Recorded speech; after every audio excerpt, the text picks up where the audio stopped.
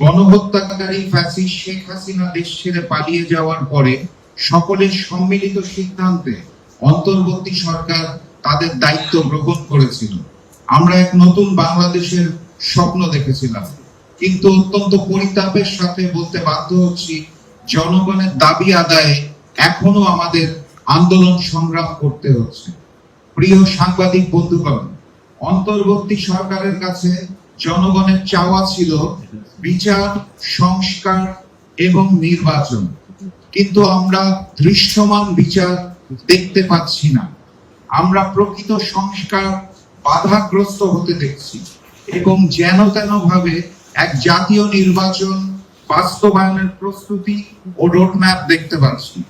গতানুগতিক জুলাই ঘোষণাপত্রের পর আইনগত ভিত্তি এবং বাস্তবায়নের পরিকল্পনাবিহীন এক জুলাই সনদের পরিকল্পনা দেখতে পাচ্ছি, যা অগ্রহণযোগ্য এবং অত্যন্ত দুঃখজনক।